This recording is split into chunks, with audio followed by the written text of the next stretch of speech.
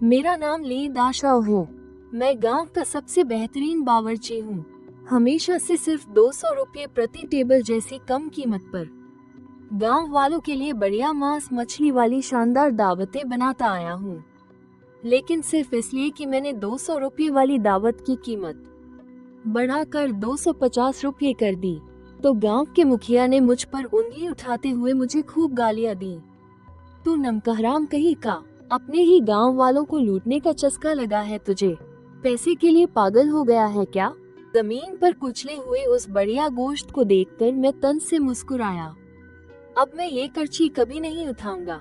अगले दिन मेरी रसोई की आग ठंडी पड़ी थी। मैंने दरवाजे पर एक लाल कागज चिपका दिया जिस पर लिखा था, मेरा हुनर किसी काम का नहीं और मैं आप लोगों के लायक नहीं हूँ। आज से मैं अपनी करछी टांग रहा हूँ और काम छोड़ रहा हूँ। आप सब किसी और बेहतर बावर्ची को ढूंढ ले। लेकिन इसके बावजूद किसी ने मेरे दरवाजे पर जोर से दस्तक दी। ली दाशाओ, दरवाजा खोल। ली दाशाओ, मुझे पता है तू घर पर ही है। दरवाजा इतनी जोर से पीटा जा रहा था कि धड़ धड़ की आवाज गूंजने लगी। आने वाले की आवाज में एक भारीपन और तेजी थी। वो मेरा बचपन का दोस्त था, वांग तेजू, जिसके पिता का कल 70वां जन्मदिन था और उसने दावत पकाने के लिए मुझे बहुत पहले ही बुक कर लिया था। मैंने दरवाजा नहीं खोला, बस बंद दरवाजे के पीछे से ही उसे जवाब दिया। दरवाजे पर चिपका लाल कागज नहीं देखा क्या तूने? देखा है, पर ये तू क्या पागलपन कर रहा है यार? मेरे बाबूजी की दावत का क्या होगा? तुझे किसी और बावर्ची को बुलाना पड़ेगा। पूरे गांव में ऐसा कौन है जो नहीं जानता कि तेरे हाथों में जादू है? अब इतनी जल्दी मैं किसे ढूंढने जाऊं? और फिर मैं तो तुझे पैसे भी दे चुका हूँ। पैसे मैं तुझे दोगुने लौटा दूंगा। बाहर से दरवाजा पीटने की आवाज अचानक रुक गई। कुछ देर बाद वांग तेजू की दबी दबी सी आवाज आई, मेरे भाई दाशाओ, तू मुखिया की बातों का बुरा मानकर मुझसे क्यों बदला ले रहा है? हम दोनों बचपन के लंगोटिया यार हैं। तू हमारी इस दोस्ती को ऐसे तो नहीं ठुकरा सकता ना? मैंने दरवाजे की कुंडी खोल दी। वांग तेजू दरवाजे पर खड़ा था और उसके चेहरे पर घबराहट साफ दिख रही थी। तुम पहले अंदर आ जाओ। मैंने उसे आंगन में बुलाया। मैंने कमरे से 2000 रुपये निकालकर उसके हाथ में रख दिए। 1000 बयाने के और बाकी 1000 मेरी तरफ से माफी के तौर पर। वांग तेजू ने पैसे नहीं लिए। उसकी आंखें थोड़ी नम थीं। ये सब क्या है यार? क्या मुझसे सारे नाते तोड़ना ही तय कर लिया है? अरे तेजू, मैं तुमसे रिश्ते नहीं तोड़ रहा। बात ये है कि अब मुझसे ये कड़ाही चम्मच और नहीं संभाले जाते। क्या सिर्फ मुखिया की उन 2-4 बातों की वजह से? सिर्फ वो बात नहीं है। मैंने आंगन के कोने में रखी सब्जियों की टोकरियों और मीट के रैक की तरफ इशारा किया। जरा देखो, ये तुम्हारे पिताजी के जन्मदिन की दावत के लिए लाया हुआ सामान है। हवाई जहाज से मंगवाई गई ताज़ा पीली मछली 120 रुपये किलो। काले सुअर की सबसे बढ़िया पसलियाँ 45 रुपये किलो। और ये देसी मुर्गियाँ, ये पहाड़ों से लाए गए जंगली मशरूम। बताओ, इनमें से कौन सी चीज है जिसके लिए मैंने अपनी एरिया नहीं घिसी? सिर्फ 200 रुपये प्रति टेबल, 10 पकवान, 8 नॉन वेज और 2 वेज। ये सब मैं किस लालच में कर रहा था? सिर्फ इसलिए कि तुम्हारे पिताजी ने मेरे बुरे वक्त में मेरा साथ दिया था। सिर्फ हमारी इस दोस्ती की खातिर। लेकिन आज लोगों ने मेरी उस भावना को पैरों तले कुचल दिया है। वांग तेजू के पास कहने के लिए कोई शब्द नहीं थे। इतने बढ़िया सामान को देखकर उसका चेहरा शर्मिंदगी से लाल पीला हो रहा था। वो जानता था कि मेरी एक एक बात सच है। गांव में कोई भी दावत हो, सब यही चाहते हैं कि कम से कम पैसा लगे और सबसे शानदार खाना मिले।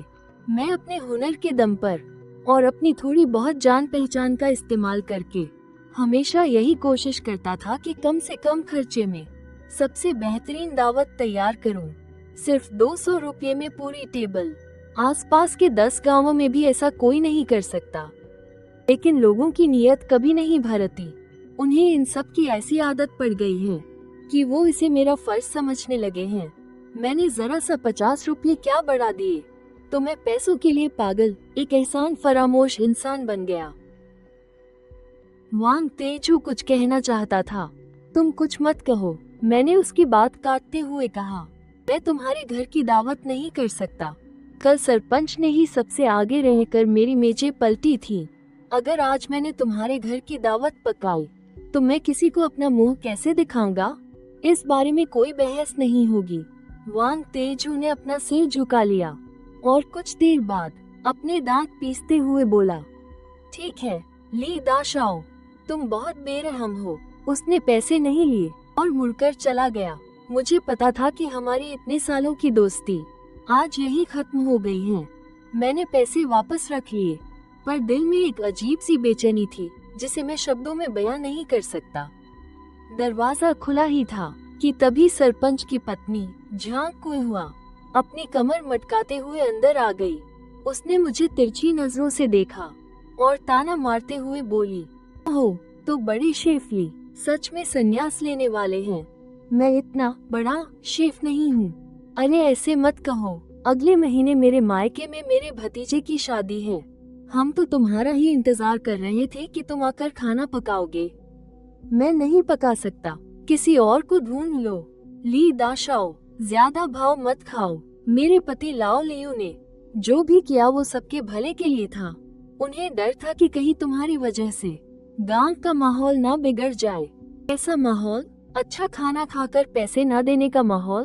तुम मेरी इस बात से झांग कुइहुआ की बोलती बंद हो गई।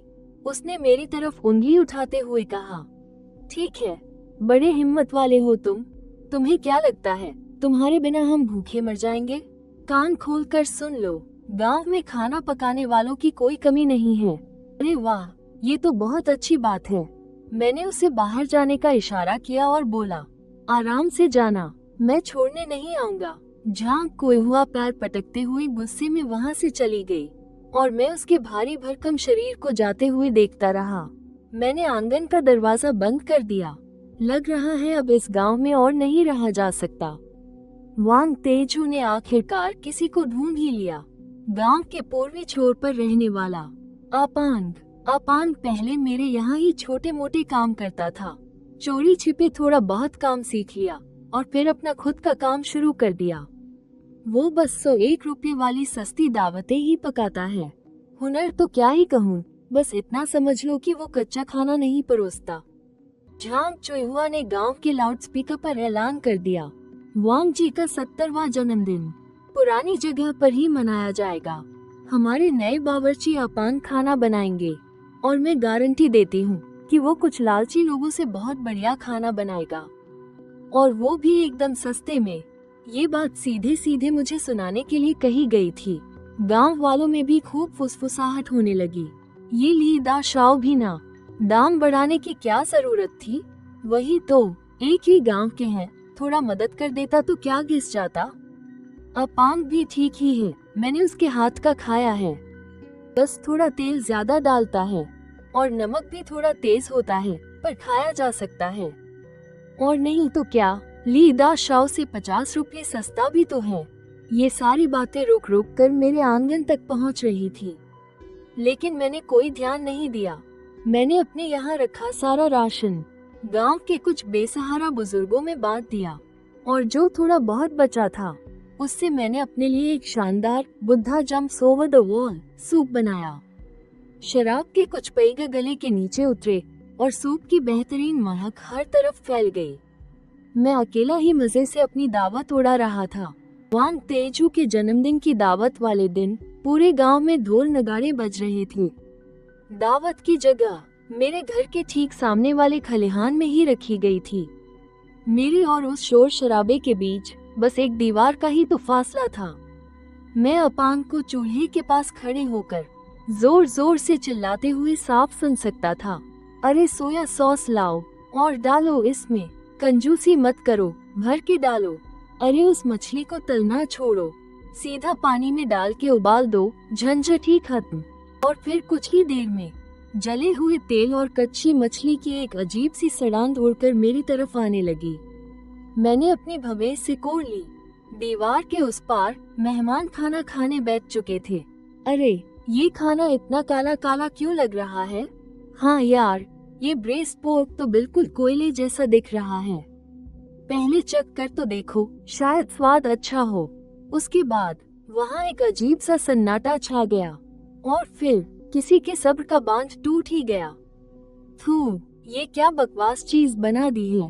अरे बाप रे, इतना ज्यादा नमकीन। हे भगवान, ये मछली सड़ी हुई तो नहीं है? कितनी भयंकर बदबू आ रही है। ए मोटे, तुझे खाना बनाना आता भी है या नहीं? वहाँ हड़कंप मचना शुरू हो गया। मैंने एक सीढ़ी लगाई और चुपचाप दीवार के ऊपर से झांकने लगा। मैंने देखा कि दावत में किसी ने भी खाने को हाथ तक नहीं लगाया था। वांग तेजू के पिताजी, वो बुजुर्ग इंसान जिनके जन्मदिन की दावत मुझे बनानी चाहिए थी, इस वक्त गुस्से से लाल पीले हो रहे थे। वांग तेजू हाथ में खाने की एक प्लेट लिए भड़कता हुआ चूल्हे के पास गया और उसने जोर से वो प्लेट जमीन पर पटक दी। अपांग, मैंने तुझे जन्मदिन की दावत बनाने को कहा था और तूने ये सुअरों का खाना बना दिया। अपांग ने भी अकड़ते हुए अपने चेहरे का तेल पोंछा और बोला, 150 रुपये प्रति टेबल में क्या तुम्हें 56 भोग चाहिए?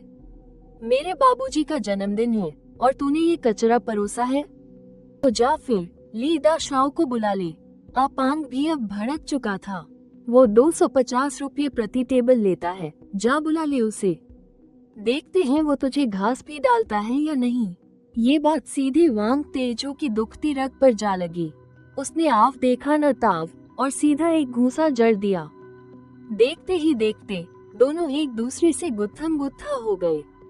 ये देखकर सारे मेहमान उठ खड़े हुए, कुछ बीच बचाव करने लगे, कुछ गालियां बकने लगे तो कुछ सीधे वहां से खिसक लिए। एक अच्छी खासी जन्मदिन की दावत पूरी तरह से एक तमाशा बनकर रह गई थी। अरे, सब लोग शांत हो जाओ, सब अपनी जगह पर बैठ जाओ। लेकिन किसी ने उसकी एक नहीं सुनी। झांग चुहुआ ने रोस्टेड मीट की एक पूरी प्लेट सीधे उसके मुंह के सामने कर दी, जिसे किसी ने छुआ तक नहीं था। लियो भाई, जरा इसे चखकर तो देखो, क्या ये चीज इंसानों के खाने लायक है? अगर तुमने ही पहल करके ली दा शाओ को यहाँ से न भगाया होता तो क्या आज ये नौबत आती? बिल्कुल सही कहा। अच्छी भली दावत छोड़कर तुम्हें तो बस खुराफात सूझ रही थी। अब भूख तो वांग भाई के जन्मदिन की दावत भी पूरी तरह बर्बाद हो गई। सबके सामने हमारी नाक कट गई। लियो चुवांगफू का चेहरा शर्म से कभी लाल तो कभी पीला पड़ रहा था। हाथ में लाउडस्पीकर पकड़े हुए भी उसके मुंह से एक शब्द नहीं निकल रहा था। मैं दीवार के ऊपर से नीचे उतरा और अफसोस में अपना सिर हिलाने लगा। सच में ये बहुत ही शर्मनाक और हंसाने वाला था। जन्मदिन की दावत का सारा मजा किरकिरा हो गया। वांग तेजू के परिवार का पूरे गांव में मजाक बन गया। एरपांग की भी पीट पीट कर बुरी हालत कर दी गई थी। उसने कसम खा ली कि अब वो गांव वालों के लिए कभी खाना नहीं बनाएगा। पूरे गांव में अचानक से रसोई की भारी कमी हो गई। पहले तो ऐसा होने की कोई सोच भी नहीं सकता था। हमारे गांव में शादी ब्याह होते ही रहते हैं और दावत तो सबसे जरूरी चीज है। पहले मैं था तो किसी को भी इस बात की चिंता नहीं होती थी, पर अब मैंने काम छोड़ दिया है और एरपांग ने भी हाथ खड़े कर दिए हैं और अगले ही महीने झांग कुइहुआ के भतीजे की शादी सिर पर खड़ी है। अब वे सब बुरी तरह घबरा गए थे। उस रात किसी ने फिर से मेरे घर का दरवाजा खटखटाया। मैंने दरवाजा खोला तो बाहर लोगों की भारी भीड़ खड़ी थी और सबसे आगे खड़े थे गांव के मुखिया लियू क्वानफू। उनके ठीक पीछे वांग तेजू खड़ा था और गांव के कई बड़े बुजुर्ग भी थे। झांग कुइहुआ भी वही थी, बस वो सामने नहीं आई। लियू क्वानफू के चेहरे के भाव बहुत अजीब लग रहे थे। ऐसा लग रहा था जैसे वो जबरदस्ती मुस्कुराने की कोशिश कर रहा हो। अरे दा शाओ, तुमने खाना खा लिया? मैं दरवाजे से टेक लगाकर खड़ा हो गया और बोला, कोई काम था क्या? वो पहले जो भी हुआ वो एक गलतफहमी थी, लियो क्वानफू ने अपने हाथ मलते हुए कहा। उस दिन मैंने थोड़ी शराब पी ली थी, इसलिए कुछ ज्यादा ही बोल गया था। तुम मेरी बातों का बुरा मत मानना। मैंने बुरा नहीं माना, मैंने बहुत ही शांत लहजे में कहा, बस मैंने वो सब एक डायरी में लिख लिया है। ये सुनकर लियू क्वानफू की मुस्कान चेहरे पर ही जम गई। पास खड़े एक बुजुर्ग ने बात को संभालते हुए कहा, अरे दा शाओ, हम सब यही रहते हैं, रोज का आमना सामना है। एक ही गांव के हैं हम सब, अपनों से कैसी दुश्मनी। हाँ सच में, मुखिया जी भी तो गांव की भलाई के लिए ही सोच रहे थे। उन्हें डर था कि अगर तुमने दाम बढ़ा दिए तो आगे चलकर सबके लिए मुश्किल हो जाएगी। मैं हंस पड़ा। मुश्किल हो जाएगी मतलब उतने ही पैसे देकर उन्हें मेरे हाथ का बना खाना नहीं मिलेगा, यही मुश्किल है ना। ये सुनकर सब लोग एकदम चुप हो गए। फिर वांग तेजू आगे आया और मेरी तरफ देखते हुए बोला। उसकी आंखों में साफ पछतावा दिख रहा था। दा शाओ, मुझसे गलती हो गई। मुझे तुम पर शक नहीं करना चाहिए था। मेरे पिताजी की दावत। ये कहते कहते उसका गला भर आया। मैंने सब कबाड़ा कर दिया। मैं उसे देखता रहा पर कुछ नहीं बोला। ये देखकर लियू चुवानफू ने तुरंत बात संभालते हुए कहा, हाँ, तेजू वाले मामले में हम सब की भी गलती थी। असल बात तो ये है कि तुम्हारे बिना कोई रास्ता दिखाने वाला नहीं था। तो फिर मैंने पूछा, तो हम चाहते हैं कि तुम फिर से काम संभाल लो। ये कहते हुए लियू चुवानफू का चेहरा शर्म से लाल हो रहा था। हाँ दा शाओ, अगले महीने मेरे भतीजे की शादी है। दावत के लिए हमें तुम्हारी ही उम्मीद है। झांग कुइहुआ ने भी पास आकर कहा, हमारी विनती सुन लो दा शाओ, बस एक आखिरी बार गांव वालों की मदद कर दो। पैसों की चिंता मत करना, जैसा तुमने कहा था पूरे 250 ही देंगे। सबके सब एक साथ बोलने लगे, बहुत ही मिन्नतें कर रहे थे, जैसे कि इससे पहले मुझे गालियां देने वाले लोग कोई और थे। उन्हें लगा कि मैं आज भी वही पुराना सीधे सादे दिल वाला ली दा शाओ हूँ, कि अगर वो थोड़ा गिड़गिड़ाएंगे, कुछ मीठी बातें करेंगे तो मैं सब कुछ भूल जाऊंगा। अफसोस, वो गलत थे। किसी और उस्ताद को पकड़ लो। मैंने अपनी बात फिर से दोहरा दी। सबकी बोलती बंद हो गई। लियू चुवानफू का चेहरा गुस्से से तन गया। ली दा शाओ, तुम्हारे कहने का क्या मतलब है? हम इतने सारे लोग यहाँ तुम्हें मनाने आए हैं और तुम नखरे दिखा रहे हो। मैंने कहा ना, मेरे हाथ में अब वो जादू नहीं रहा और मेरी इतनी औकात भी नहीं है। तेरी तो। लियू चुवानफू ने मेरी तरफ उंगली उठाई। इज्जत दे रहे हैं तो सिर पर मत चढ़। याद रख, मैं तेरा इस गांव में रहना हराम कर दूंगा। मैंने अपनी भौहें चढ़ाई। कैसे करेगा मेरा रहना हराम? जैसे मेरी दावत उजाड़ी थी, वैसे ही अब मेरा घर भी उजाड़ेगा क्या? ये बात एक जोरदार तमाचे की तरह सीधा लियू चुवानफू के मुंह पर जा लगी। उसके पीछे खड़े लोग भी शर्मिंदा होकर बगले झांकने लगे। ली दा शाओ, बात को इतना भी मत बिगड़ो, एक बूढ़े आदमी ने कहा। तुम अकेले हो क्या पूरे गांव से दुश्मनी मोल लेना चाहते हो? मैं उनके उन ढोंगी और बेशरम चेहरों को देखता रहा और मुझे अचानक बहुत जोर से हंसी आने लगी और मैं सच में जोर से हंस पड़ा। पूरे गांव वालों से दुश्मनी? तुम्हारी इतनी औकात भी है? सन्नाटे भरी रात में मेरी हंसी कुछ ज्यादा ही चुभ रही थी। सबके सब सन रह गए और मुझे ऐसे घूर रहे थे जैसे मैं कोई पागल हूँ। ली फान, तुम अपनी हद पार कर रहे हो। उसने पहली बार मुझे मेरे पूरे नाम से पुकारा था। मैंने अपनी हंसी रोकी और मेरी नजरें एकदम ठंडी पड़ गईं। मैं हद पार कर रहा हूँ? प्रधान लियू, मैं उल्टा आपसे पूछना चाहता हूँ, तुम्हारी इतनी हिम्मत कैसे हुई कि तुम लोगों को लेकर आए और मेरे मेहमानों के लिए लगाई गई दावत को तहस नहस कर दिया? तुम सब की इतनी हिम्मत कैसे हुई कि मेरी दिन रात की मेहनत को ऐसे पैरों तले कुचल दो और ऊपर से मुझे ही नमका हराम कहो? अब जब तुम्हारे पास खाने को कुछ नहीं बचा तो तुम्हें मेरी याद आ गई? आखिर तुम लोगों ने मुझे समझ क्या रखा है?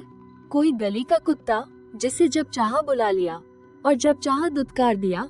मेरी आवाज तेज नहीं थी, लेकिन मेरा एक एक लफ्ज किसी कील की तरह था जो वहाँ खड़े हर एक इंसान के दिल में चुभ रहा था। किसी की एक शब्द भी बोलने की हिम्मत नहीं हुई। शायद उन्होंने मुझे पहले कभी इस रूप में नहीं देखा था। उनकी नजरों में मैं हमेशा से वो इंसान था जो बस चूल्हे के पास सिर झुकाए काम करता रहता था, कम बोलने वाला और सीधे सादे स्वभाव वाला एक बावर्ची। कान खोलकर सुन लो तुम सब। मैंने एक नजर सब पर घुमाई वो पुराना बावर्ची ली जिस दिन तुमने वो दावत की मेजें पलटी थी, उसी दिन वो मर चुका था और उसे तुम लोगों ने मारा है। मेरे इतना कहते ही सबके सब सहम गए और उनकी सांसें अटक गई। वांग तेजू के होंठ कांप रहे थे। वो कुछ कहना चाहता था, लेकिन उसके मुंह से एक लफ्ज नहीं निकला। मैं उन्हें देख रहा था और मेरे मन में अब कोई शंका नहीं थी। मेरी आंखें अब पूरी तरह खुल चुकी थी। मुझे आखिरकार समझ आ गया कि मेरी शराफत और मेरा अपनापन इन लोगों के लालच और इनकी बेशर्मी के आगे दो कौड़ी का भी नहीं है। मैं इनका कोई मसीहा नहीं हूँ। मैं इनके लिए बस मुफ्त का खाना था, और अगर खाने के दाम थोड़े भी बढ़ जाएं, तो जैसे मैंने कोई बहुत बड़ा पाप कर दिया हो। ठीक है, ली फान, बहुत बेरहम निकला तू। लियू चुवानफू ने दांत पीसते हुए कहा, हम भी देख लेंगे। तुम्हारे बिना भी हमारा काम चल जाएगा। उसने झटके से हाथ झटकारा और लोगों को लेकर वहां से जाने लगा। रुको, मैंने कहा। वो ठिठक गया और मुड़कर मेरी तरफ देखने लगा। उसे लगा कि शायद मैंने अपना इरादा बदल लिया है। मैं मुस्कुराया, लेकिन मेरी उस मुस्कुराहट में कोई नरमी नहीं थी, एकदम सर्द। अगर मुझसे फिर से खाना बनवाना चाहते हो तो ऐसा हो सकता है। ये सुनकर सबकी आंखों में चमक आ गई। लियो चुवानफू के चेहरे पर भी एक घमंड भरी मुस्कान आ गई, मानो वो कह रहा हो, देखा, आखिर तुम्हें घुटने टेकने ही पड़े। क्या शर्त है तुम्हारी? बोलो। मैंने अपनी एक उंगली उठाई। 1000। 1000? जहाँ कोयवा चीख पड़ी। एक टेबल का 1000? तुम सीधी सीधी डकैती क्यों नहीं डाल लेते? हाँ, मैंने सिर हिलाया। एक टेबल का 1000, उसमें 10 डिश मिलेंगी और ये सिर्फ मेरी मेहनत के पैसे हैं। सामान तुम्हारा अपना होगा। अब तुम्हारी मर्जी, बुलाना है तो बुलाओ, वरना भाड़ में जाओ। आंगन में शमशान जैसी शांति छा गई। सबको लगा जैसे उन्होंने कुछ गलत सुन लिया हो। 250 से सीधे छलांग मारकर 1000। ये दाम बढ़ाना नहीं था, ये तो पागलपन था। ली फान, अपनी हदें पार मत करो। हाँ, कर रहा हूँ हदें पार। तुम कर भी क्या लोगे? मैंने उसे घूरते हुए एक एक लफ्ज चबाकर कहा। सेक्रेटरी लियो, अब वो जमाना बीत गया। पहले मैं तुम्हारी मिन्नतें करता था ताकि तुम 200 रुपए देकर 500 वाली दावत के मजे उड़ा सको, लेकिन आज से तुम मेरी मिन्नतें करोगे। मेरे हुनर की यही कीमत है। पहले जो तुमने खाया वो तो बस जान पहचान का रेट था, जिसमें मेरा अपना नुकसान होता था। अब वो जान पहचान खत्म हो गई और अब मैं अपना नुकसान नहीं सहूंगा। ओह, और हाँ, ये 1000 का रेट तो बाहर वालों के लिए है। रही बात हमारे गांव वालों की, मैंने उन सब पर एक तीखी नजर डाली। तो तुम्हें इसके भी ज्यादा पैसे देने पड़ेंगे। कितने और चाहिए? एक टेबल के 2000 रुपये। और हाँ, अगर मुझसे खाना बनवाना है तो मेरी एक शर्त है। मैं लियू चुवानफू के पास गया और सीधे उसकी आंखों में देखा। तुम्हें और उन सभी लोगों को जिन्होंने उस दिन टेबल पलटे थे, घर घर जाकर मेरे आंगन में रखे चूल्हे वाले भगवान के सामने माथा टेक कर माफी मांगनी होगी। एक भी आदमी कम हुआ या एक ने भी माथा नहीं टेका तो मेरी ये करछी हमेशा के लिए बंद ही रहेगी। इतना कहकर मैंने उनमें से किसी की तरफ मुड़कर नहीं देखा। पीछे मुड़ा, अंदर गया और जोर से दरवाजा बंद कर लिया। और आंगन में खड़े सारे लोग रात की ठंडी हवा में बुत बनकर रह गए। अगले दिन मेरी 2000 रुपये प्रति टेबल वाली बात पूरे गांव में आग की तरह फैल गई। मैं पूरे गांव में चर्चा का विषय बन गया था। पागल हो गया है, ली फान तो बिल्कुल पागल हो गया है। एक टेबल के 2000 रुपये, वो खुद को कोई शाही बावर्ची समझता है क्या? और तो और सरपंच लियू और बाकी लोगों से माथा टेकने को कह रहा है। उसकी इतनी हिम्मत कैसे हुई? इस बार तो उसने सबसे पक्की दुश्मनी मोल ले ली है। अब देखते हैं कि वो इस गांव में कैसे टिकता है। मैंने इन फालतू की बातों पर कोई ध्यान नहीं दिया। मैंने अपने पूरे आंगन की अच्छी तरह से साफ सफाई की और दावत पकाने वाले उस पुराने और खस्ताहाल चूल्हे को तोड़ दिया। फिर पैसे खर्च करके ईंट और पत्थर से एक नया, बड़ा और एकदम शानदार चूल्हा बनवाया। इसके अलावा मैंने ऑनलाइन नए बर्तन, कढ़ाई और चम्मचों का पूरा सेट भी मंगवा लिया। वो इतने चमकदार थे कि उनमें किसी का चेहरा भी दिख जाए। गांव वालों ने जब मेरी ये तैयारी देखी तो उन्हें लगा कि मैं बस अपनी जिद पूरी कर रहा हूँ। झांग कुहुआ के मायके में शादी की तारीख बहुत नजदीक आ रही थी और वो लोग ऐसे परेशान थे जैसे तवे पर चींटियां छटपटाती हैं। वो शहर से कुछ ऐसे बावर्ची बुलाकर लाए जो अच्छा खाना बनाने के लिए मशहूर थे, ताकि वो जगह देख सके। उन बावर्चियों ने आकर पूरे गांव का एक चक्कर लगाया, इरफान का फैलाया हुआ सारा कबाड़ा देखा और फिर मेरी उस भारी भरकम कीमत के बारे में भी सुना। ये काम हम नहीं कर सकते। लियो चुवानफू घबरा गया। अरे क्यों नहीं कर सकते? पैसे की जो बात है वो हम तय कर लेंगे, एक मोटे बावर्ची ने हंसते हुए कहा। सरपंच लियो, यहाँ बात पैसों की नहीं है। तुम्हारे यहाँ जो रायता फैला हुआ है ना, उसमें जो भी हाथ डालेगा उसी का नुकसान होगा। अगर अच्छा बना दिया तो लोगों को लगेगा कि ये तो हमारा काम ही था, और अगर जरा भी बिगड़ गया तो शेफ ली के बेहतरीन खाने से तुलना होगी और हमारी बेइज्जती पक्की है। लोग तो हमें गालियां दे देकर मार ही डालेंगे ना, और वैसे भी ली दाशाओ के हुनर को तो हम अच्छी तरह जानते हैं। उसका जो हुनर है ना, 1000 तो छोड़ो, अगर वो एक टेबल के 2000 भी मांगे ना तो भी शहर में लोग उसके लिए लाइन लगा लेंगे। तुम लोग तो सोने के कटोरे में भीख मांग रहे हो, हम इस सब पचड़े में बिल्कुल नहीं पड़ने वाले। इतना कहकर उन बावर्ची लोगों ने हाथ जोड़े और वहाँ से चलते बने। लियो चुवानफू का चेहरा शर्म से बिल्कुल काला पड़ गया। उस दिन दोपहर को वांग तेजू फिर से आ गया। वो अकेला ही आया था और उसके हाथों में बढ़िया शराब की 2 बोतलें थी और कुछ महंगी सिगरेट की डिब्बियां भी। वो मेरे आंगन में बहुत देर तक चुपचाप खड़ा रहा और फिर जाकर बोला, दाशाओ, मैं यहाँ तुमसे माफी मांगने आया हूँ। फिर अचानक से धड़ाम की आवाज के साथ वो मेरे नए चूल्हे के सामने घुटनों के बल बैठ गया।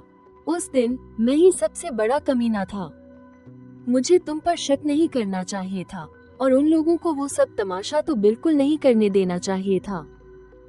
मेरे बाबूजी की जन्मदिन की पार्टी बर्बाद हो गई, मैं इसी लायक था।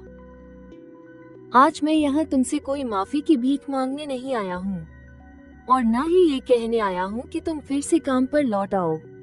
बस तुम्हें दिल से सॉरी बोलना चाहता था। इतना कहकर उसने चूल्हे की तरफ मुंह किया और जमीन पर अपना माथा टेककर पूरे 3 बार जोर से प्रणाम किया। मैं बस उसे देखता रहा। मेरे मन में हजारों बातें एक साथ चल रही थी। उठ जाओ, मैंने कहा। उसने अपना सिर उठाया। उसकी आंखें रोने से बिल्कुल लाल हो चुकी थी। बाबूजी ने कहा है कि ली दाशाओ के हुनर को इस तरह मिट्टी में नहीं मिलने दिया जा सकता। पूरे गांव वालों ने तुम्हारे साथ बहुत बुरा किया है, लेकिन हमारा वांग परिवार तुम्हारे साथ ऐसा धोखा कभी नहीं कर सकता। ये 2000 रुपये रख लो। उसने अपनी जेब से एक लिफाफा निकाला। ये तुमसे खाना बनवाने की फीस नहीं है। उस दिन जो खाने की मेजें पलट दी गई थी ना, ये उसी का हर्जाना है। मुझे पता है कि ये काफी नहीं है, लेकिन मेरी तरफ से इसे एक छोटी सी भेंट समझकर रख लो। मैंने वो पैसे नहीं लिए। तेजू, एक बात याद रखना, मेरी मेज तुमने नहीं पलटी थी, लेकिन मैंने उन्हें रोका भी तो नहीं था ना। वो रोती हुई आवाज में जोर से चिल्लाया। मैं बिल्कुल शांत हो गया। दाशाओ, आज मैं यहाँ सबके सामने कसम खाकर कहता हूँ, इसके बाद अगर गांव में किसी ने भी तुम्हारे खिलाफ एक लफ्ज भी कहा ना, तो मैं वांग तेजू सबसे पहले उसे सबक सिखाऊंगा। उसने पैसे, सिगरेट और शराब पत्थर की मेज पर रखे और मुड़कर चला गया। मैं उसे जाते हुए देखता रहा। मुझे पता था कि ये पुराना रिश्ता वो फिर से थोड़ा थोड़ा करके वापस जोड़ रहा है। कुछ ही देर बाद गांव के कुछ और लोग आए। ये वही कुछ नौजवान थे जिन्होंने उस दिन लियो चुवानफू के साथ मिलकर मेजें पलटी थी। वो सब अपना सिर झुकाए मेरे आंगन में आ खड़े हुए और बिना कुछ कहे सीधे चूल्हे के देवता के सामने माथा टेकने लगे। ली दाशाओ, हमसे गलती हो गई। उस दिन हमारे दिमाग पर जैसे भूत सवार था।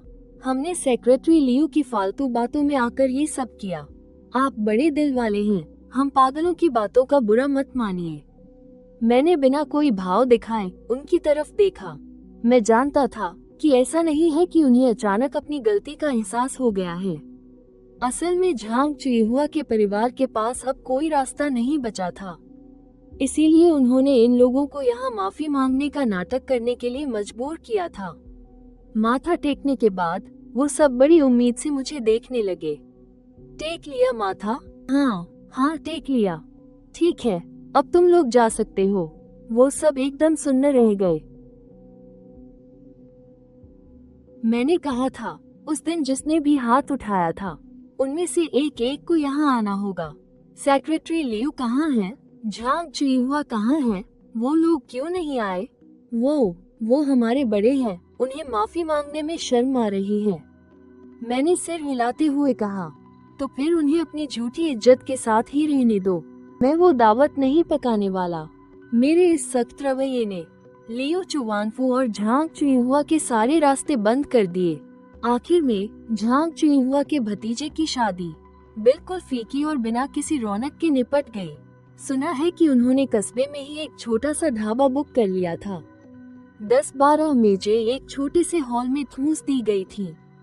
खाना एकदम मामूली था और माहौल में कोई जान नहीं थी। दुल्हन इतनी भड़क गई कि उसी दिन अपने मायके लौट गई। इस पूरी घटना के बाद गांव वालों का मुझे देखने का नजरिया पूरी तरह से बदल गया। पहले जो वो मुझे नीचा दिखाते थे और मेरा फायदा उठाते थे, अब वो मेरे लिए इज्जत और थोड़ी सी डर में बदल गया था। उन्हें आखिरकार समझ आ गया था कि मैं कोई ऐसा कमजोर इंसान नहीं हूँ जिसे जब चाहे तब दबाया जा सके। मैंने गांव की इन फालतू बातों और झगड़ों पर ध्यान देना छोड़ दिया और अपने लिए किसी नए रास्ते की तलाश करने लगा। मैंने शहर में फूड ब्लॉगिंग करने वाले अपने एक दोस्त को फोन किया और उसे अपना आइडिया बताया। पूरी बात सुनकर वो खुशी से उछल पड़ा। फान यार, तुझे तो ये बहुत पहले ही शुरू कर देना चाहिए था।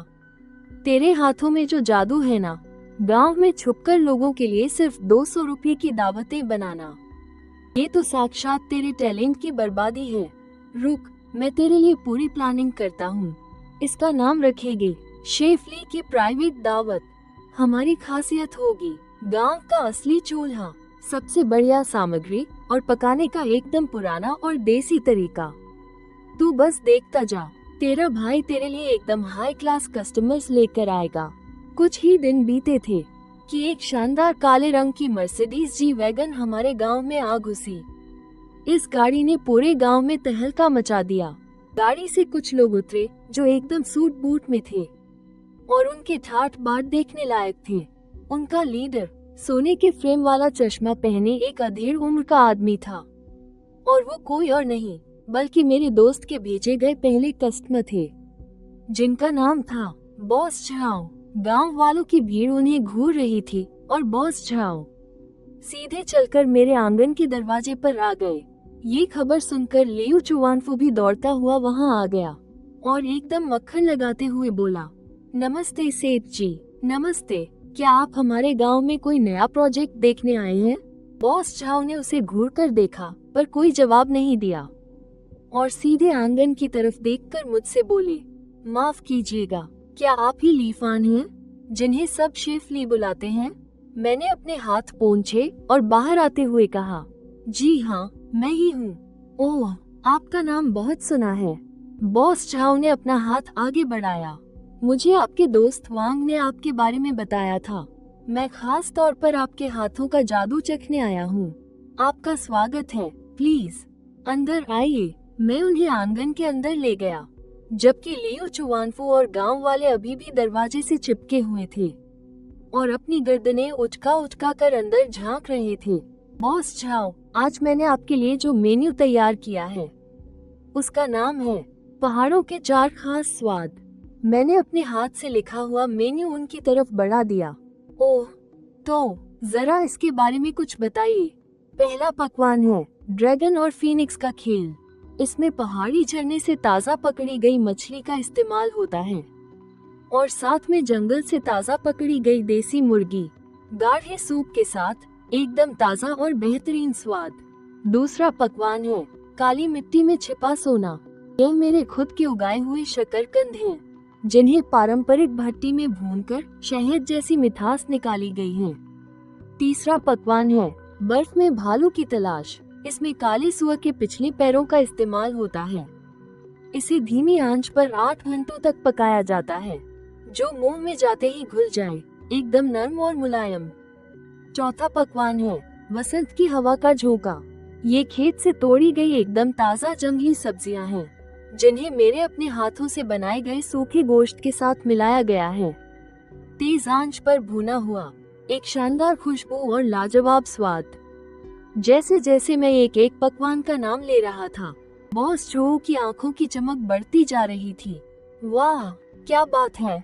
पहाड़ों के ये 4 शानदार स्वाद, उन्होंने ताली बजाते हुए खुशी से कहा। सिर्फ नाम सुनकर ही मेरे मुंह में पानी आ गया है। आज तो मेरी किस्मत ही खुल गई, क्या दावत मिलने वाली है। मैं मुस्कुराया और मुड़कर अपने नए चूल्हे की तरफ चल दिया। आप सब बस थोड़ी देर इंतजार करें, खाना अभी तैयार हो जाएगा। मैंने चूल्हे में रखी लकड़ियों में आग जलाई और आग की लपटें तेजी से भड़क उठी। मैंने सारी तैयार की हुई सामग्री एक एक करके सामने सजा दी। फिर मैंने एक गहरी सांस ली और अपना वो जाना पहचाना लोहे का चम्मच उठा लिया। इस बार मैं किसी और के लिए नहीं बल्कि खुद के लिए खाना बना रहा था, और उन लोगों के लिए बना रहा था जो असली स्वाद की कद्र करते हैं। आंगन के बाहर खड़े लियू चुवानफू का चेहरा मेरे बर्तन के तले पर लगी कालिक से भी ज्यादा काला पड़ गया था। चूल्हे के अंदर चीड़ की लकड़ियां चटपट की आवाज के साथ जल रही थी। मैंने चीजों को पकाना शुरू किया। करीब 1.25 किलो की वो ताज़ा पहाड़ी मछली, जिसके स्केल्स मैंने चाकू के पिछले हिस्से से रगड़कर बड़े सलीके से निकाले थे, जो बिल्कुल किसी छोटे कवच की तरह लग रहे थे। मुर्गी 1 साल से ज्यादा पुरानी थी, जिसके पंख साफ करके उसे अच्छे से धो लिया गया था। मैंने सिर्फ उसके सबसे बेहतरीन हिस्से यानी सीने और लेग पीस का ही इस्तेमाल किया। शोरबा मैंने सुअर की हड्डियों, मुर्गी के ढांचे और हैम को पूरी 1 रात उबालकर तैयार किया था। शोरबे का रंग एकदम दूध जैसा सफेद था और वो बेहद गाढ़ा और खुशबूदार था। मैंने मछली और चिकन के टुकड़ों को बर्तन में डाला और ऊपर से अदरक के कुछ टुकड़े डाल दिए। साथ ही थोड़े से लाल खजूर भी मिला दिए। फिर उसमें तैयार किया हुआ गाढ़ा शोरबा डालकर ढक्कन बंद कर दिया और उसे धीमी आंच पर पकने के लिए छोड़ दिया। खुशबू धीरे धीरे हवा में घुलकर बाहर फैलने लगी। बॉस चाओ और उनके दोस्त, जो पहले आपस में गपशप कर रहे थे, इस महक को सूंघते ही धीरे धीरे सब एकदम शांत हो गए। उनकी नजरें अपने आप ही चूल्हे की तरफ खींची चली गई। आंगन के बाहर भी गांव वालों की भीड़ बढ़ती जा रही थी। वो सब पंजों के बल खड़े होकर अपनी गर्दनें उचका कर देख रहे थे और जोर जोर से नाक से कोड़कर खुशबू सूंघ रहे थे। बाप रे बाप, ये कैसी खुशबू है! मजा ही आ गया। ली दाशाओ ने इसमें ऐसा कौन सा जादुई मसाला डाल दिया है? सूंघने में ही ये एरपान के बनाए उस सुअर के चारे से 100 गुना बेहतर लग रहा है। झांग सुईहुआ भी उसी भीड़ में घुसी हुई थी। वो मेरे आंगन में खड़े उन शानदार शहर वालों को घूर रही थी और इस जबरदस्त खुशबू को सूंघकर उसका चेहरा जलन और चिढ़ से भर गया था और लियू चुवानफू का चेहरा तो मारे गुस्से के एकदम काला पड़ गया था।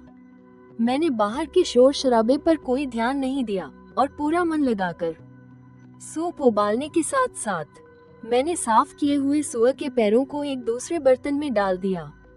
उसमें मिश्री, खड़े मसाले और पीली वाइन मिला दी और उसे भी धीमी आंच पर पकने के लिए छोड़ दिया। मैंने शकरकंद को गीली मिट्टी में लपेटा और चूल्हे की बची हुई गर्म राख में फेंक दिया ताकि वो अंदर ही अंदर धीरे धीरे भुनता रहे। 1 घंटे बाद ड्रैगन और फीनिक्स सूप बनकर बिल्कुल तैयार था। दूध जैसे सफेद सूप के ऊपर सुनहरे रंग के चिकन ऑयल की कुछ बूंदें तैर रही थी। मछली का मांस एकदम सफेद था। चिकन बहुत ही नरम और रसीला था और उसके ऊपर हरे प्याज के कुछ टुकड़े छिड़के हुए थे। सिर्फ देखकर ही किसी के भी मुंह में पानी आ जाए और भूख चमक उठे। बॉस चाओ ने एक प्याली भरी और पहले उसे थोड़ा सूंघा, फिर बड़े ही मजे से उसका एक घूंट पिया। अगले ही पल उनकी आंखें एकदम फटी की फटी रह गईं। लाजवाब! उनके मुंह से बस यही एक शब्द निकला, और फिर वो अपना सिर झुकाकर गटागट सूप पीने लगे। उनके पास बात करने तक की फुर्सत नहीं थी। उनके दोस्तों का भी यही हाल था। कुछ ही देर में खाने की मेज पर बस सूप सुड़कने की आवाजें ही गूंज रही थी। सूप का पूरा बर्तन देखते ही देखते चट हो गया। बॉस चाओ ने प्याली नीचे रखी, हालांकि उनका मन अभी भी नहीं भरा था। उन्होंने एक लंबी सांस छोड़ी और कहा, ली दाशाओ, सिर्फ इस एक सूप के लिए ही ये 1000 रुपये वसूल हो गए। इसके बाद बारी थी बर्फ में भालू वाली डिश की। सुअर के पैर इतने अच्छे से पके थे कि मांस हड्डी से अलग हो रहा था और उसका रंग एकदम चटक लाल था। वाह, क्या गजब की खुशबू आ रही थी।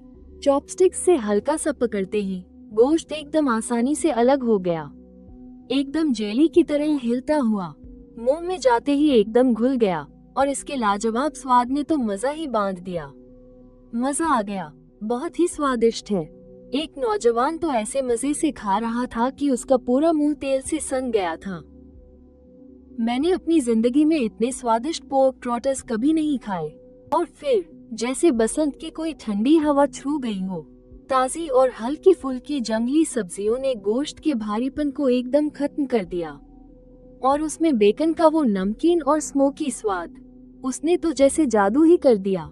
आखिर में मैंने चूल्हे की राख से वो भुने हुए शकरकंद बाहर निकाले, उनके ऊपर लगी सूखी मिट्टी की परत को तोड़कर हटाया और पल भर में ही एक बहुत ही सोंधी और मीठी महक हर तरफ फैल गई। शकरकंद को बीच से तोड़ा तो अंदर से एकदम सुनहरा पीला रंग निकला और टूटी हुई जगह से शहद जैसा मीठा रस धीरे धीरे बहने लगा। बॉस जो और उनके दोस्तों को अब अपने दिखावे की कोई परवाह नहीं थी। सबने एक एक शकरकंद ले लिया। वो इतने गर्म थे कि उनके मुंह से सी सी की आवाज आ रही थी, फिर भी वो मजे से खाए जा रहे थे। इस दावत का मेजबान और मेहमान दोनों ने ही भरपूर मजा लिया। खाना खत्म होने के बाद बॉस चू ने अपना बटुआ निकाला। 100 के 10 एकदम कड़क नोट गिनकर मेरे हाथ में रख दिए। ली दाशाओ, ये रहे आज के खाने के पैसे। फिर उन्होंने 10 नोट और गिने और वो भी मुझे थमा दिए। और ये ऊपर के 1000 तुम्हारी टिप है। तुम्हारे हाथ के बेहतरीन स्वाद की यही सही कीमत है। मैंने मना नहीं किया और चुपचाप पैसे ले लिए। बॉस चो को खाना पसंद आया, बस यही काफी है। नोटों की उस मोटी गड्डी को मुट्ठी में दबाए मैं अपने आंगन के दरवाजे तक गया। वहाँ खड़े सारे गांव वालों के ठीक सामने मैंने एक एक करके बड़े आराम से सारे नोट गिने। धूप में चमकते वो लाल लाल नोट वहाँ खड़े कुछ लोगों की आंखों में चुभने लगे थे। पूरे 2000 गिनती पूरी करने के बाद मैं उनकी तरफ देखकर हल्का सा मुस्कुराया। सिर्फ एक बार का खाना बनाने के बॉस चो और उनके दोस्त पूरी तरह से खुश होकर वहाँ से चले गए। जाने से पहले बॉस चो ने मुझे वीचेट पर भी ऐड कर लिया था और कहा कि अगली बार वो अपने और भी दोस्तों को लेकर आएंगे। मेरे एक बार खाना बनाने के 2000 कमाने की खबर जैसे हवा की तरह फैल गई और पूरे गांव में हड़कंप मच गया। जलन, खुंदक और गुस्सा, गांव वालों के बीच ये सारी भावनाएं आग की तरह फैलने लगी। आखिर किस बात के इतने पैसे? सिर्फ एक बार का खाना बनाने के इतने पैसे? ये तो हमारी 6 महीने की मजदूरी के बराबर है। इन शहर वालों के पास कुछ ज्यादा ही पैसा है जो ऐसे उड़ा रहे हैं। ये लीफान का बच्चा हमारे ही गांव वालों के सिर पर पैर रखकर ऊपर चढ़ रहा है। मैं उनकी नजरों में एक गद्दार बन गया था। लियो चुवानफू तो इतना भड़क गया था कि कई दिनों तक अपने घर से ही बाहर नहीं निकला। मैं गांव में बिल्कुल अलग थलग पड़ गया था, एक ऐसा इंसान जो शहर वालों को लूटकर अमीर बन रहा था। उन्होंने मुझे पूरी तरह से किनारे कर दिया था। रास्ते में कोई मिल भी जाता तो मुझसे बात तक नहीं करता था। जब मैं गांव की छोटी सी दुकान पर कुछ खरीदने जाता तो दुकान वाली चाची भी सीधे मुंह बात नहीं करती थी। यहाँ तक कि बच्चे भी मेरे घर की दीवार पर कीचड़ उछालकर भाग जाते थे। पर मुझे इन सब से कोई फर्क नहीं पड़ा। कुछ ही दिनों बाद मेरे दोस्त ने सोशल मीडिया पर वो वीडियो डाल दिया। उस वीडियो में मेरा आंगन बहुत ही सुंदर और देसी लग रहा था। मेरे चूल्हे पर पत्ते खाने की रौनक ही अलग थी और मेरे बनाए खाने का रंग और खुशबू एकदम लाजवाब थे। वीडियो का टाइटल बिल्कुल सीधा सा था, गांव का मास्टर शेफ। 1000 रुपये की एक थाली, क्या आपको लगता है कि यह इसके लायक है? और वो वीडियो रातों रात वायरल हो गया। मेरे वीचैट पर फ्रेंड रिक्वेस्ट की जैसे बाढ़ सी आ गई। हर कोई बुकिंग के बारे में ही पूछ रहा था। मेरी खास दावत के लिए अचानक से अगले 2 महीनों तक की बुकिंग फुल हो गई। अब तो गांव वालों के सीने पर और सांप लौटने लगे, खासकर उस लियू चुवानफू के। वो देख रहा था कि मैं जो कभी उसकी मुट्ठी में हुआ करता था, अब मेरी जिंदगी कितनी शानदार होती जा रही है। उसे लगा जैसे उसकी चौधराहट को किसी ने पहली बार चुनौती दी हो। उसने गांव के मुखिया वाली अपनी ताकत का इस्तेमाल करना शुरू कर दिया ताकि मेरे काम में अड़ंगे डाल सके। एक दिन सुबह मैं उठा और गांव के बाहर वाले कुएं से पानी भरने गया। मैंने कुएं में बाल्टी तो डाली, लेकिन काफी देर तक पानी ही ऊपर नहीं आया। जब मैंने बाल्टी खींची तो देखा कि उसमें पानी की जगह सिर्फ रेत और कीचड़ भरा हुआ था। किसी ने उस साफ कुएं में ढेर सारी रेत भर दी थी। मुझे सोचने की जरूरत ही नहीं थी कि यह हरकत किसकी थी। पूरे गांव में बस यही एक पुराना कुआं था जिसका पानी सबसे मीठा था। मैं अपना खाना बनाने के लिए हमेशा इसी कुएं का पानी इस्तेमाल करता था। वो लोग जड़ से ही मेरा काम ठप करना चाहते थे। कुछ दूरी पर खड़े गांव वाले मेरी तरफ उंगली दिखा दिखा कर बातें कर रहे थे और मेरी इस हालत पर मजा ले रहे थे। अब कुएं का पानी तो रहा नहीं, देखिए अब ये खाना कैसे बनाता है। हाँ बिल्कुल, अब बनाने दो इसे नल के पानी से खाना। शहर वाले क्या इसे पी पाएंगे? मैंने उनसे कोई बहस नहीं की और अपनी खाली बाल्टी उठाकर घर लौट आया। उसी दोपहर कुआं खोदने वाली एक मशीन गांव में आ पहुंची और सीधे मेरे घर के आंगन के बाहर आकर रुक गई। मजदूरों ने खटपट करते हुए तुरंत अपना काम शुरू कर दिया। गांव वाले तो बस हक्के बक्के रह गए। ये खुद का कुआं खुदवाने वाला है? इसमें तो बहुत सारा पैसा खर्च होगा। ये खबर सुनते ही लियू चुवानफू दौड़ता हुआ वहां आ गया और ड्रिलिंग टीम के ठेकेदार पर उंगली उठाते हुए चिल्लाया, तुम लोगों को यहाँ किसने बुलाया? ये खेती की जमीन है, यहाँ अपनी मर्जी से कुआं खोदना सख्त मना है। ठेकेदार ने लाल मुहर लगा हुआ एक परमिट बाहर निकाला। हम एक रजिस्टर्ड कंपनी हैं और हमारे पास सारे कागजात पूरे हैं। मिस्टर ली ने अपने घर की जमीन पर कुआं खोदने की अर्जी दी थी, जो पूरी तरह से जायज और कानूनी है। ये सुनकर लियू चुवानफू वही का वही सुनने रह गया। उसने सोचा भी नहीं था कि मुझे उसकी इस चाल का पहले से ही अंदाजा था और मैंने पहले ही सारे कागजी काम पूरे करवा लिए थे। 2 दिन बाद मेरे आंगन में एक एकदम नया गहरा कुआं बनकर तैयार हो गया। जैसे ही पानी निकला, पानी की धार आसमान की तरफ उछल पड़ी। एकदम साफ और मीठा पानी।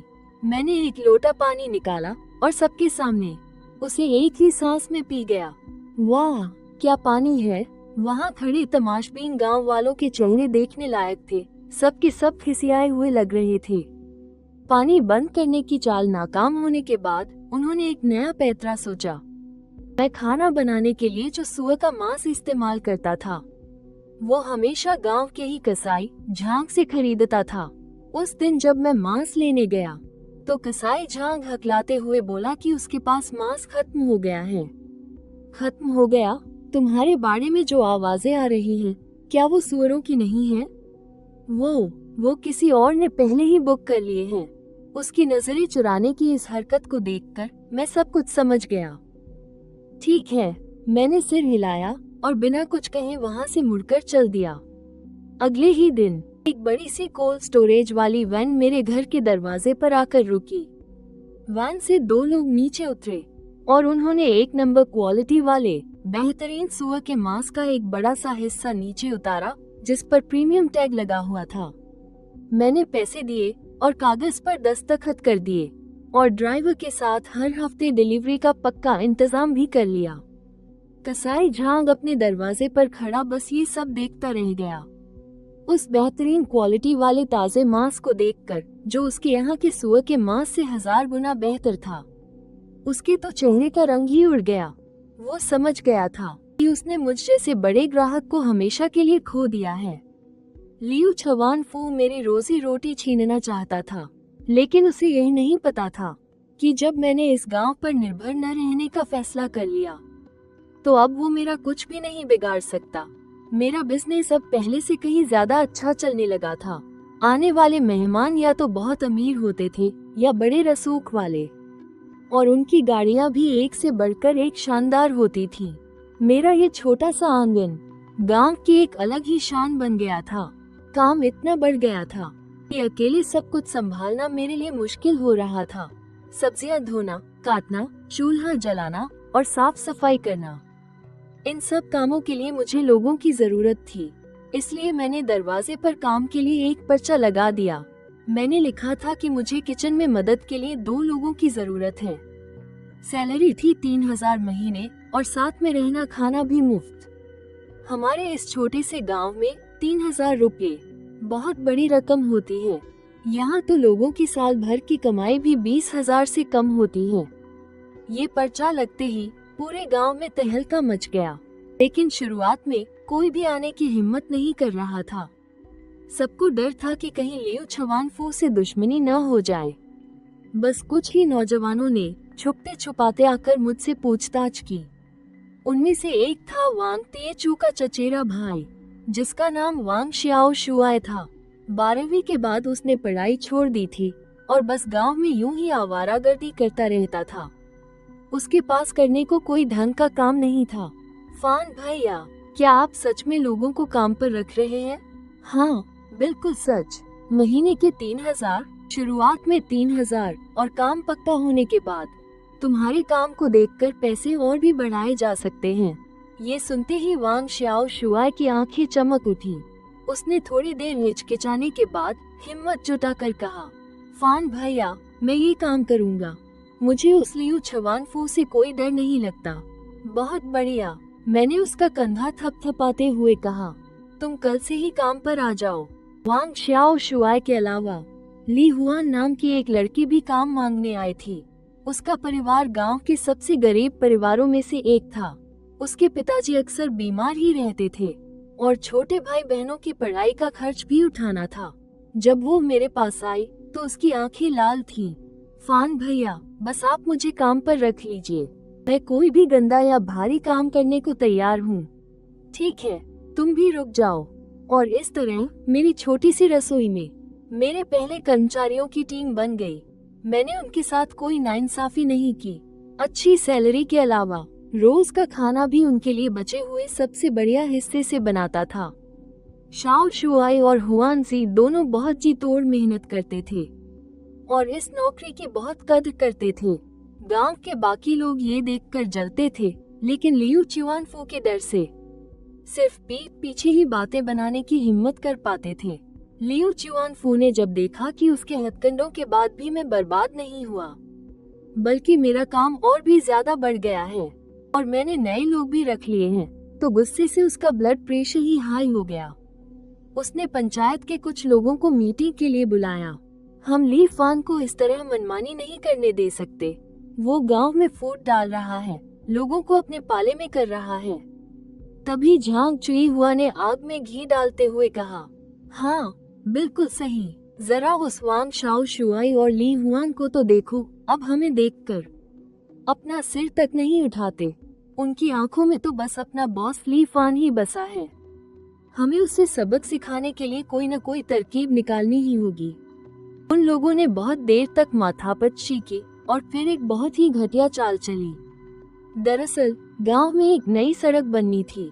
यह एक अच्छी बात थी। सरकार से पैसा मिला था और गांव वालों की थोड़ी सी मेहनत से गांव के अंदर आने वाले कच्चे रास्ते को पक्की सड़क में बदला जा सकता था। लेकिन जब लियू चिवानफू सड़क का नक्शा बना रहा था तो उसने जानबूझकर मेरे घर के सामने वाली सड़क को रास्ते से ही हटा दिया। इतना ही नहीं, उसने सड़क बनाने के सामान का बहाना बनाकर रेत, बजरी और ईंटों से मेरे आंगन से गांव के मेन रास्ते तक जाने वाली सड़क का ज्यादातर हिस्सा ब्लॉक कर दिया। बस 1 मीटर चौड़ा रास्ता ही छोड़ा, जहां से लोग और बाइक मुश्किल से ही निकल सकते थे। कारों का अंदर आना तो बिल्कुल ही नामुमकिन था। अब मैं भी देखता हूँ कि मर्सिडीज और BMW चलाने वाले तुम्हारे यहाँ खाना खाने कैसे आते हैं। लियू चुआनफू उस बैरिकेड के सामने खड़ा होकर बड़े घमंड से मुझ पर चिल्लाया। गांव वालों को भी लगा कि उसकी एक काफी शातिर चाल थी। ग्राहकों का रास्ता बंद करना मतलब मेरी रोजी रोटी छीन लेना है। मैंने उस रेत और कंकड़ के छोटे पहाड़ को देखा, पर मुझे जरा भी गुस्सा नहीं आया, बल्कि मुझे हंसी आ गई। मैंने अपना फोन निकाला और सीधे सेठ जो को कॉल लगा दिया। जो भाई, यहाँ थोड़ी सी गड़बड़ हो गई है, शायद मुझे आपकी थोड़ी मदद चाहिए होगी। मेरी पूरी बात सुनने के बाद सेठ जो फोन पर ही जोर से हंस पड़े। मुझे लगा कोई बहुत बड़ी आफत आ गई है। बस इतनी सी बात?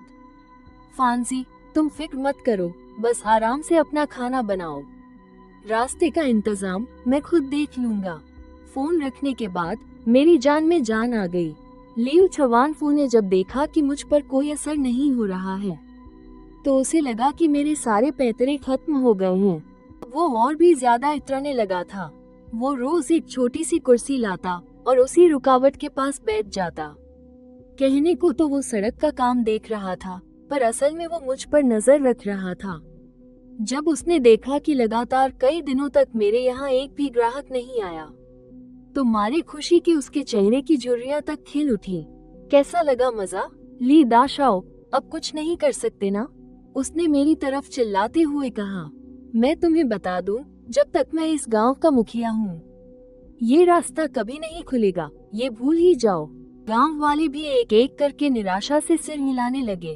उन्हें लगने लगा था कि इस बार मेरा खेल खत्म हो गया है। आखिरकार चींटी हाथी से कैसे जीत सकती है? लियू मुखिया से पंगा लेना मतलब अपनी ही शामत बुलाना है। वांग शाओ शुआई और ली जुआन दोनों बहुत डरे हुए थे। फान भैया, अब हम क्या करेंगे? कोई ग्राहक नहीं आ रहा, हमारे पैसों का क्या? घबराओ मत, मैंने उन्हें तसल्ली देते हुए कहा। तुम्हारी पगार से एक पाई भी कम नहीं होगी। उसे रास्ता रोकने दो, मैं भी देखता हूँ कि वो कब तक ऐसा कर पाता है। 2 दिन और बीत गए। तभी गांव के मोड़ पर अचानक एक बहुत बड़ी कंस्ट्रक्शन कंपनी की टीम आ पहुंची। खुदाई करने वाली मशीनें, बुलडोजर, रोलर, उनके पास सारा साजो सामान मौजूद था। गांव की सड़क बनाने वाली छोटी सी टीम के आगे ये तो किसी फौज जैसे लग रहे थे। पर वो लोग गांव के अंदर नहीं आए, बल्कि उन्होंने अपनी गाड़ियां गांव के बाहर बहने वाली छोटी नदी के पास रोक दी। हमारा गांव 3 तरफ से पहाड़ों से घिरा था और चौथी तरफ नदी थी। आने जाने के लिए बस एक पुराना पत्थरों का पुल था और वो कच्चा रास्ता। और लियू चुआनफू उसी इकलौते कच्चे रास्ते को खोद कर बैठा था। और ये नई कंस्ट्रक्शन टीम नदी पर सवे और पिलर गाड़ने का काम शुरू कर चुकी थी। आखिर वो लोग करना क्या चाहते थे? वहाँ मौजूद हर कोई हैरान था। लियू चुआनफू भी तमाशा देखने दौड़ पड़ा। तभी कंस्ट्रक्शन टीम के इंचार्ज यानी सेफ्टी हेलमेट पहने एक इंजीनियर ने उसे रोक लिया। नमस्ते, हम शेंगा रोड एंड ब्रिज कंपनी से हैं। हमें मिस्टर जो हुआ ने काम सौंपा है कि हम यहाँ लोगों की सहूलियत के लिए अपनी तरफ से एक पुल बनाएं। क्या पुल बनाएं? लियू चुआनफू तो हक्का बक्का रह गया। हाँ, इंजीनियर ने एक नक्शा बाहर निकालते हुए कहा। ये नया पुल 2 लेन का होगा और इसमें पैदल चलने वालों के लिए फुटपाथ भी होगा। ये सीधा स्टेट हाईवे से जुड़ेगा और इसका दूसरा सिरा सीधा मिस्टर ली फान के आंगन के पीछे जाकर खत्म होगा। क्या? मारे हैरानी के लियू चुआनफू की आवाज ही फट गई। मिस्टर ली के आंगन के पीछे तो बंजर जमीन है ना? बिल्कुल, और मिस्टर जो ने वो बंजर जमीन खरीद ली है ताकि वहाँ एक बड़ी सी पार्किंग बनाई जा सके, जिससे यहाँ खाना खाने आने वाले मेहमानों को गाड़ी खड़ी करने में कोई दिक्कत ना हो। इंजीनियर की ये बातें किसी बम के फटने जैसी थीं, जो लियू चुआनफू और सभी गांव वालों के कानों में गूंज रही थीं। उन्होंने मेरे घर के दरवाजे का रास्ता बंद किया तो बॉस जो ने मेरे लिए सीधा एक पुल ही बनवा दिया। एक बिल्कुल नया रास्ता, वो भी ऐसा जो सीधा स्टेट हाईवे से जुड़ता हो। गांव की उस खटारा सड़क से लाख गुना बेहतर। लियू चुआनफू का चेहरा तो पल भर में सफेद पड़ गया। उसे एहसास हो चुका था कि उसने जिससे पंगा लिया है वो सिर्फ मुझ जैसा एक मामूली रसोइया नहीं है, बल्कि मेरे पीछे खड़ी वो बेशुमार दौलत है जिसकी तरफ आंख उठाकर देखने की उसकी औकात तक नहीं है। वो अपने ग्राम प्रधान के रुतबे से मुझे दबाना चाहता था, लेकिन यहाँ तो सामने वाले ने सीधा पैसे के दम पर मेरे लिए एक शानदार और चौड़ा रास्ता खोल दिया था। ये तो सीधा उसके मुंह पर एक करारा तमाचा था। लियू चुआनफू बेजान सा जमीन पर धड़ाम से बैठ गया और नदी के उस पार जोरों शोरों से चल रहे कंस्ट्रक्शन के काम को घूरता रह गया। उसके मुंह से एक शब्द तक नहीं निकल पा रहा था और पुल बनने का वो काम बहुत ही तेजी से आगे बढ़ रहा था। 15 दिन से भी कम समय में एक बिल्कुल नया सीमेंट का पुल छोटी नदी पर बन गया था। पुल का एक सिरा सीधे चौड़े स्टेट हाईवे से जुड़ा था और दूसरा सिरा एक शानदार पार्किंग लॉट था जिस पर खूबसूरत टाइल्स लगी थी, जो सीधे मेरे आंगन के पिछले दरवाजे तक आता था। मेरा प्राइवेट रेस्टोरेंट फिर से खुल गया था और इस बार ये पहले से भी ज्यादा हिट था। अब मेहमानों को उस ओबड़ खाबड़ गांव के रास्ते से गाड़ी नहीं लानी पड़ती थी। वो सीधे हाईवे से पुल पार करके गाड़ी पार्क कर सकते थे और सीधे अंदर आ सकते थे, एकदम आसान और तेज। वहीं दूसरी तरफ गांव में लियू चुआनफू ने जो सड़क बनवाई थी, पैसों की कमी और उसके खुद के उलझे हुए दिमाग की वजह से वो पूरी तरह से गड्ढों से भरी हुई थी। उसकी क्वालिटी इतनी घटिया थी कि सारे गांव वाले भड़के हुए थे। एक पुल के आर पार ऐसा लग रहा था जैसे दो अलग अलग दुनिया हो। मेरी तरफ गाड़ियों की लाइन लगी थी और मेहमानों की भीड़ थी, और गांव की तरफ दिन ब दिन सन्नाटा छाता जा रहा था। वांग शियाशुआई और ली हुआन की सैलरी मैंने बढ़ाकर महीने के 5,000 कर दी थी। गांव के सभी नौजवान अब उनसे जलने लगे थे। धीरे धीरे कुछ और नौजवानों ने जान पहचान निकालकर मुझसे संपर्क किया।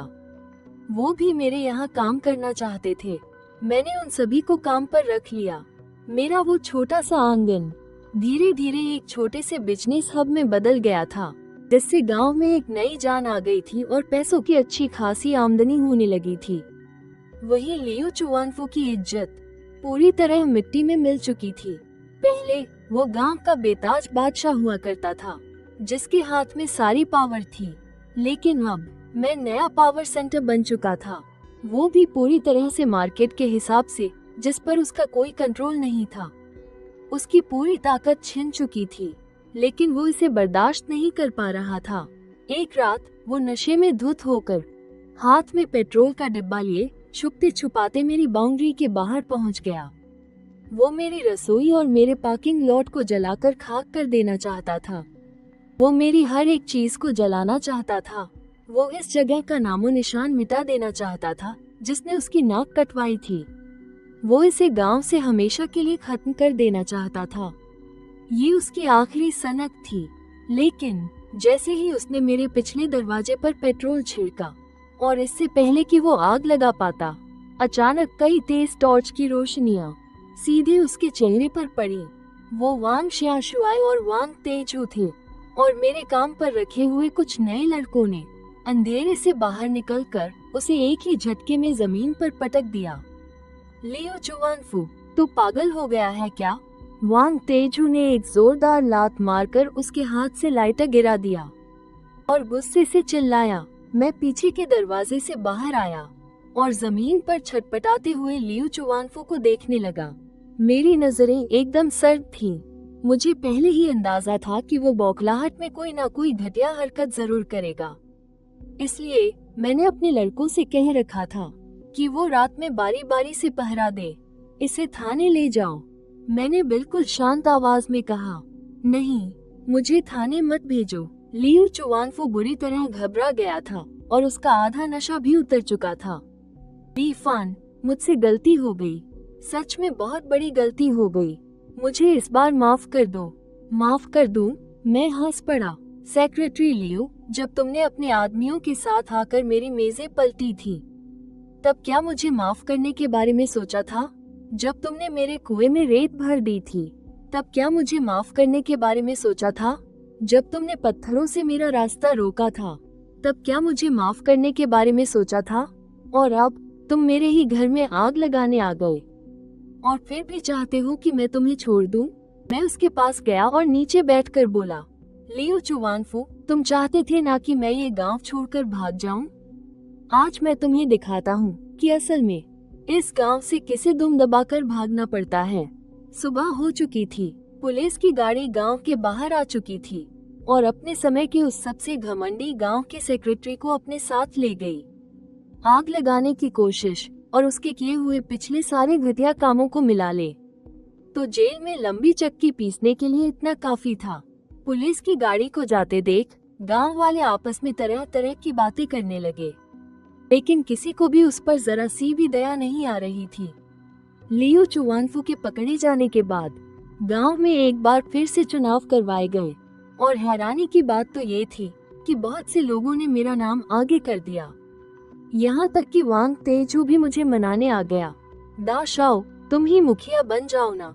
अब गांव में सब तुम्हारी इज्जत करते हैं, तुम ही सबको आगे लेकर चलो।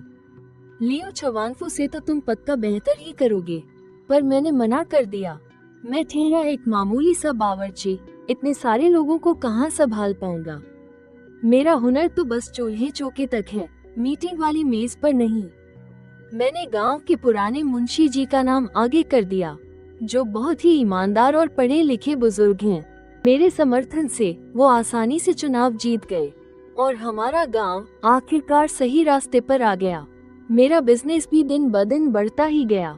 बॉस जो को हमारे गांव का शांत और प्राकृतिक माहौल बहुत पसंद आया, तो उन्होंने पैसे लगाकर यहाँ एक शानदार होम स्टे खोल लिया, बिल्कुल मेरे रेस्टोरेंट के बगल में ही।